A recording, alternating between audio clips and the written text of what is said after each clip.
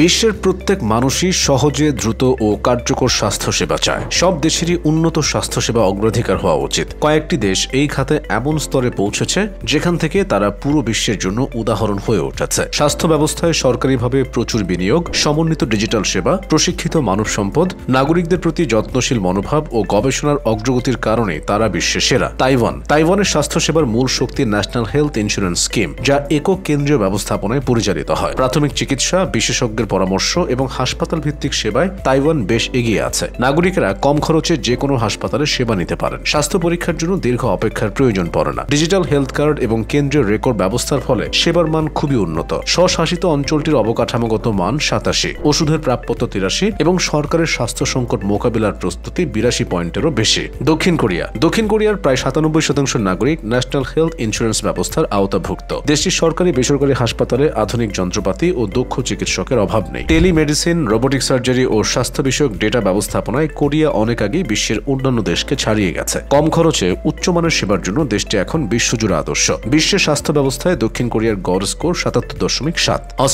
অস্ট্রেলিয়ার মেডিকার নামের স্বাস্থ্যনীতি বিশ্বের অন্যতম শক্তিশালী সরকারি বেসরকারি হাইব্রিড সেবা মডেল। সরকার চিকিৎসা ব্যয়ের একটি বড় অংশ বহন করে, আবার বেসরকারি খাতের মাধ্যমেও উন্নত মানের চিকিৎসা দেওয়া হয়ে থাকে। অস্ট্রেলিয়ায় শহর ও প্রত্যন্ত অঞ্চলে হাসপাতাল ও প্রাথমিক স্বাস্থ্য সেবায় সমতা রক্ষা করা হয়েছে। এছাড়া আদিবাসী জনগোষ্ঠীর জন্য বিশেষ স্বাস্থ্য প্রকল্প চালু রয়েছে। স্বাস্থ্য সেবায় দেশটির গড় স্কোর 74.11। কানাডা চতুর্থ অবস্থানে থাকা কানাডায় বিশ্বখ্যাত ইউনিভার্সাল হেলথ কেয়ার চালু রয়েছে। দেশটির প্রত্যেক নাগরিক ও স্থায়ী বাসিন্দা সরকারিভাবে বিনা খরচে সেবা পান। হাসপাতালে চিকিৎসা, অস্ত্রোপচার, ওষুধ সবই সরকারি খরচে হয়ে থাকে। বিশেষজ্ঞ চিকিৎসকদের জন্য অপেক্ষার সময় কিছুটা বেশি হলেও গড় মানের দিক দিয়ে কানাডার স্বাস্থ্য ব্যবস্থা বেশ প্রশংসিত। স্বাস্থ্য সংকট মোকাবিলায় দেশটির সরকারের প্রস্তুতি স্কোর 88 পয়েন্ট, যা বিশ্বে অন্যতম শীর্ষে। সুইডেন পঞ্চম স্থানে রয়েছে, যার স্বাস্থ্য ব্যবস্থা পুরোপুরি সরকারি নিয়ন্ত্রণে। স্বাস্থ্য সমতা দেশটির প্রধান নীতি। প্রাথমিক সেবা কেন্দ্রে অধিকাংশ রোগ নির্ণয় করা হয়, আর শিশু, গর্ভবতী নারী ও বয়স্ক ব্যক্তিদের জন্য রয়েছে বিশেষায়িত সেবা। সুইডেন